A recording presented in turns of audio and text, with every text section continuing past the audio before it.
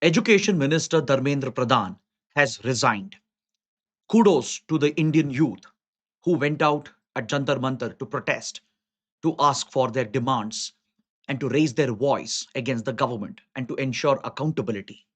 Kudos to all those who supported the youth in their protests on social media. The pressure exerted through social media has definitely played a pivotal role. Now, let's examine and understand this big development. Because what next for the student protests? Because the students had many more demands.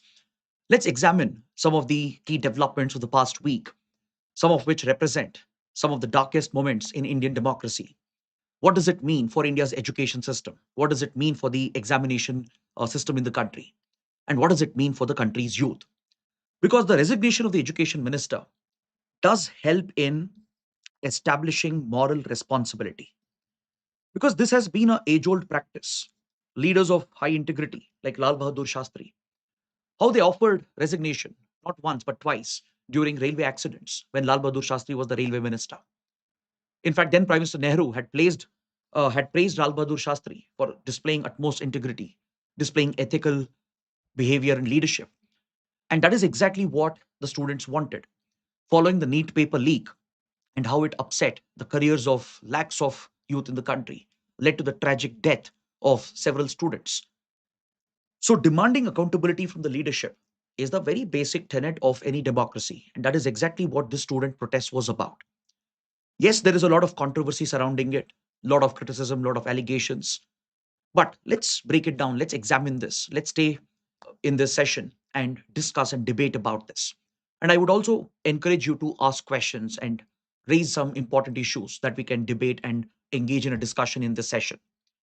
These protests, led by primarily the Cockroach Janta Party and Sir Sonam Wangchuk, and students across the country, along with backing from various opposition parties, had generated unprecedented support from, let's say, Mumbai to Nagpur, Hyderabad to Bengaluru, to even Northeast India, to southern parts of the country, to Bihar. Every nook and corner of the country responded to these protests, pointing towards the organic nature of the protests, pointing towards the genuine concerns of these students, which had not been addressed. Because NEET paper leak is not happening for the first time. The inability to conduct one examination, ensure the integrity of the examination process, is the utmost failure of the state, utmost failure of the agency, the NTA, supposed to conduct the examination. And there are many similar paper leaks that keep occurring in our country, from banking exams to state public service commission exams. For example, look at the Karnataka Public Service Commission. The KPSC chairman was recently suspended by the governor. Why? Because he got his own two daughters into government service. The rampant corruption that is prevalent in our institutions, the way in which examination process has been derailed, the way in which it uproots the lives of millions of youth in the country. Because education, even today, remains the only tool, the only opportunity for the youth of our nation to uplift themselves, to uplift their families. So, the systemic deficiencies which are there, the lacunas which have built up, the corruption which is present, is something that can ruin careers, ruin entire families, and take down our nation and its growth. So, this protest was not just any ordinary protest. It was not just about the NEET issue alone. This is about the deeper questions that need to be answered in our education system. So, some argue that resignation of one minister means nothing. This will not change anything on the ground. Yes, they're absolutely right. But resignation of the minister shows moral accountability. It holds the government accountable, irrespective of the party which is in power. It ensures that democratic institutions are held answerable to the public and pushes the government to introspect, to focus on the changes and the reforms that are necessary. Because Indian youth deserve nothing better than this. They need the best of the education system, they need the best of opportunities. The bare minimum is not sufficient. And that is exactly what the Gen Z protest reflects. And the way in which social media has been leveraged. Yes, there are arguments that anti national elements have hijacked the movement, that this is all political. Now, you tell me which movement, which issue is not political. Irrespective of the party in power, as I said, holding the elected leaders and the government accountable for their responsibilities is the bare minimum in a democracy. So that is where the Indian youth and even the Cockroach Janta Party deserve the due credit. One statement by the Chief Justice of India, Surya Kant, calling the disgruntled youth, unemployed youth, as cockroaches, triggered off this massive movement, initially seen as just a social media culture, but now you see the ground level impact. Yes, not all of them may be supporters of the CJP or any other party. Many students, the family members who came out on the streets, they were there to raise their voice for the future of this country, the future of their own lives and careers. That's the reason why this is largely seen as an organic protest. Yes, there have been episodes of violence, but there are equally difficult questions being raised about the brutality of the Delhi police, the way in which the state exercised brutal force against students. So, a lot of difficult questions to answer. So, this resignation alone will not solve these issues that have been brought up through these protests. Yes, the resignation is a starting point, it's a first step towards accountability, towards hopefully larger reforms. But the big question is, what next? Does it mean the protests die out? Does it mean the demands of the students are scaled back? So, to understand this, we need to look at what the CJP, which is the lead party in these protests, what is it demanding? The Cockroach Janta Party has already posted that they've achieved one of their agendas, which was to secure the resignation of the education minister, to ensure that accountability is established. Yes, the education minister was not personally responsible for what happened, right? The government had taken some action as well. The CBI inquiry had started and the culprits had been arrested. The prime minister had promised fast track courts, an update to the law against paper leaks with stringent punishments. But these are all in the future, meaning you're still anticipating future paper leaks to happen. So, what will the government do to fix the system, to fix the process? And that begins with ensuring accountability, and that starts with resignation of the concerned minister. So, this is where students and the protesters had a very genuine demand, a very reasonable, proportionate demand. But the Cockroach Janta Party has other demands as well: compensation for those students who lost their lives, accountability from Delhi police, removal of all the cases against those who have been accused of violence during these protests, and even a formal apology. Now, I would not like to get into the demands of the CJP. As I said, this protest is beyond the CJP. It's not just about one party or any one leader, right? Any such movement against the government or against the state, against the establishment, is never a monolith movement. Look at our freedom struggle. It had multiple leaders, multiple ideas, bringing people from across the country, from diverse sections. And eventually, the end goal was to secure freedom from colonial rule. Similarly, now, the end goal is to achieve reforms in education, to ensure that basic democratic rights are guaranteed, ensure opportunities are created for our youth. So it's not about what one party is demanding, it's about what the nation wants, what is good in the interests of our nation. Yes, as an immediate step, the next focus has to be on police accountability. The brutal violence that Delhi police and RAF unleashed, which is there for everyone to see, the lathi charge, the tear gassing, the usage of pellet guns, electric shock batons. And these are no longer just allegations. You not only have video proof, you have the RAF chief herself admitting that excess force has been used. And she has already reprimanded the commanders on the ground for using pellet guns and shock batons. One of the youth protesters is about to lose his vision. Will the state compensate him? Will those officers be held accountable? We have seen videos of a police officer, senior officers slapping innocent girls, innocent women, using sticks to touch women inappropriately. So there is a limit to police brutality. Yes, the police argued that the protesters were leading an unlawful procession, permission was not sought for the march, and prohibitory orders were in place. Then let the law take its course. If the protests were confined to Jantar Mantar, probably things would have been different. But the CJP's call was to lead a march towards the parliament as the parliament was sitting in session on the 20th of July.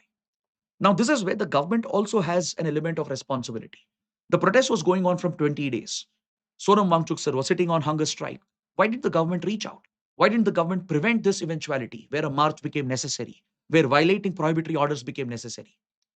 But as I said, let the law take its course. If there were anti national elements, if violence was committed, yes, we have seen visuals of police officers being beaten up, stones being pelted, public property being damaged. So let the law take its course in genuine cases. At the same time, the concerned officer should be held equally accountable. And without fixing this accountability, you will never ensure that the right to protest is protected. Because see, right to protest, of course, comes with its reasonable restrictions. But allowing the police to exercise brutal power, disproportionate power, and beat up innocent students, that is something which cannot be tolerated in any country. So, this is where the government should try and answer these questions. There should be accountability that should be fixed. And this is where I think the protesters will focus upon as well. We have seen attempts at surveillance, large scale surveillance, where CCTV cameras and video footage and facial recognition is being used to identify the protesters. If, let's say, they were genuinely involved in violence, if they were anti national elements, let the law take its course. But if the police, if they're trying to target the student protesters, then there are serious questions that the government needs to answer.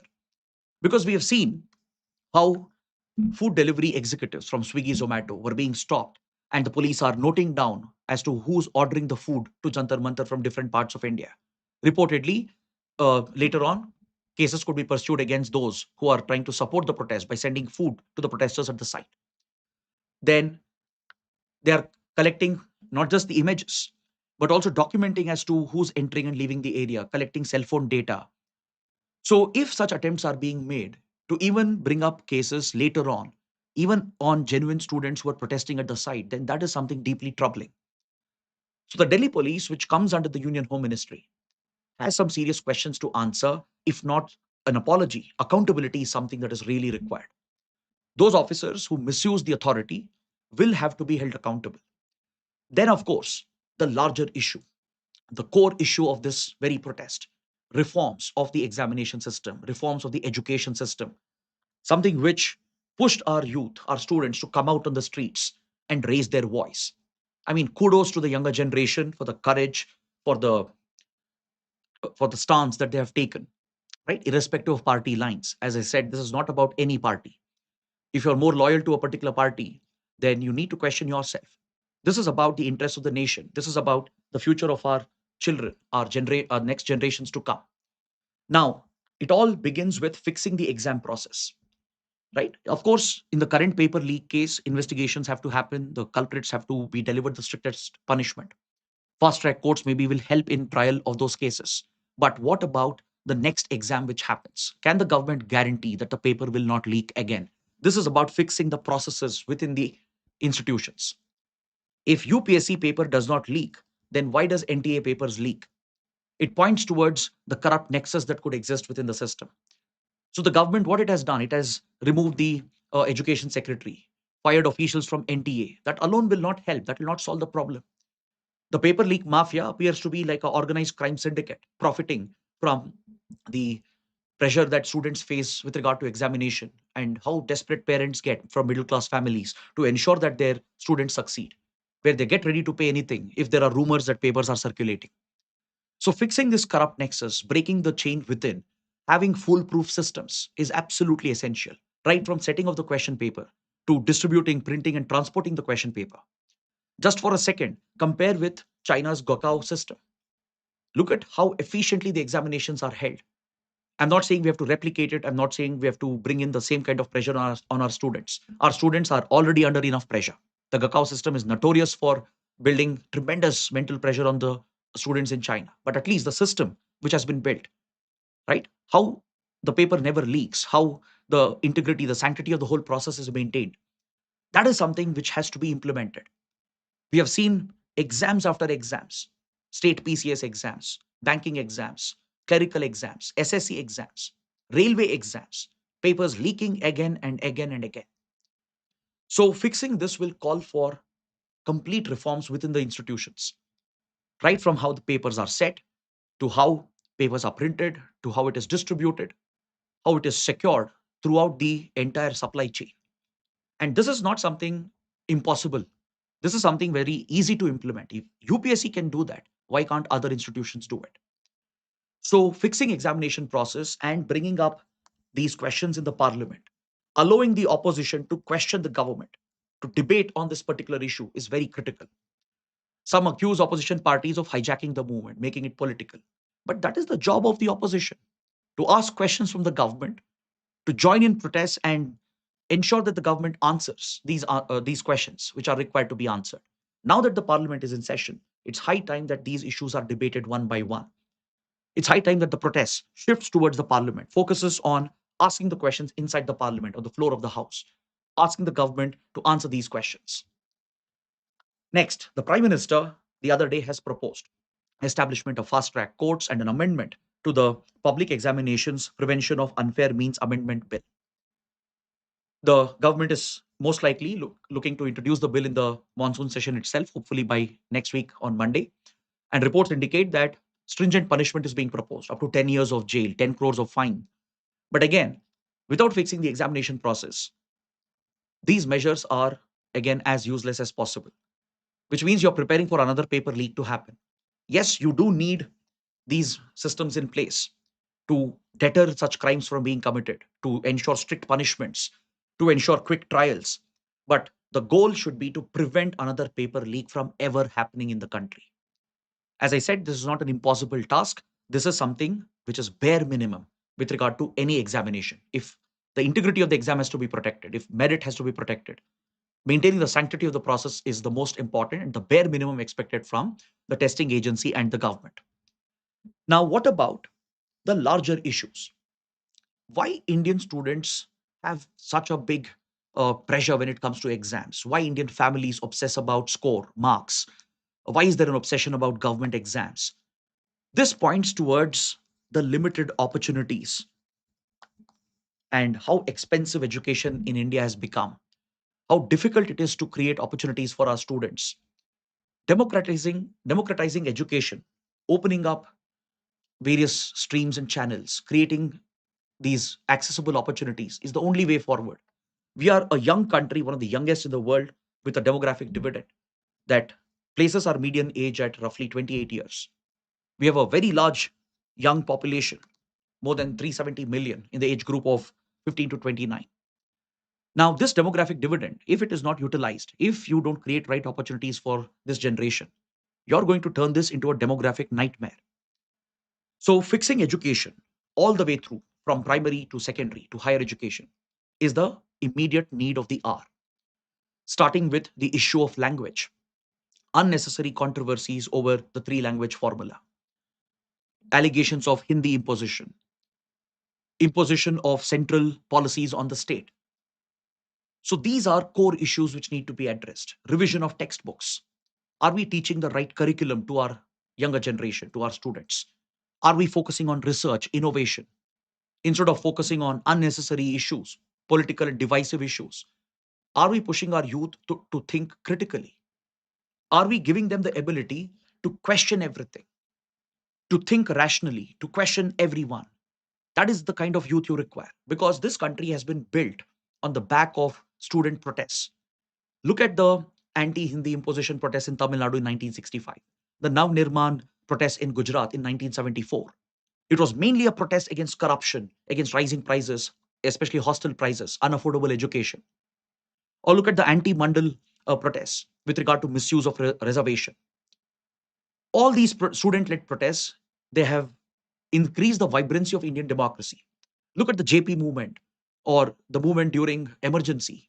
It was primarily student leaders who stood up against the atrocities of the state and the inefficiencies of the state, called it into question out in the open, asking for accountability. And the irony is, many of those student leaders back then in the 60s and 70s, in the JP movement, in the anti emergency movement, they were the ones who emerged as political leaders. And many of them are part of the current government as well. So instead of targeting students, blaming them, making unfound allegations from foreign hand to anti national elements to whatnot, I think the focus of the nation should move beyond party politics. The focus of the nation should remain on the core issue, which is reforms in education. And what are we doing to create the right opportunities for the country's youth? So if you are blindly loyal to any party, doesn't matter, be it CJP, BJP, whatever, if you can't think beyond that, if you can't focus on the interests of the nation, if you can't think about your fellow students, if you can't think about your next generation, then the problem is most likely you. And that is the introspection the country needs, the society requires. It's not just the job of the government, right? Yes, the government has certain faults on its side, which it has to introspect and fix. And that's what the protests are all about. But the society has to introspect as well. To what extent do we become the extension of the state? Do we retain that ability to question the state, irrespective of the party? I might have voted for a party or a government. Can I question it? Do I have the will, the rationality to step out of my ideology and look at the issues affecting our nation and stand in the interest of the nation? So, this is what I wanted to discuss with you today. And let me know your views on this. What do you think about this? Is the resignation of the education minister enough? Will it address the core problems, or do we need more? Do you think the demand for compensation for the NEET students who lost their lives is it justified? Do you think the Delhi police and RAF should be held accountable? What else can the government do? Because this has to be a constructive debate. Any protest has to remain peaceful, it has to remain non-violent. That is the ultimate strength of any democratic protest. So, this is where I want your views, your take, your opinion on this. Please let me know in the comments. I'll take a look at it. I'll reply back and let's have a meaningful discussion in the comment section below. So that is it. Thanks for watching. All the best and Jai Hind.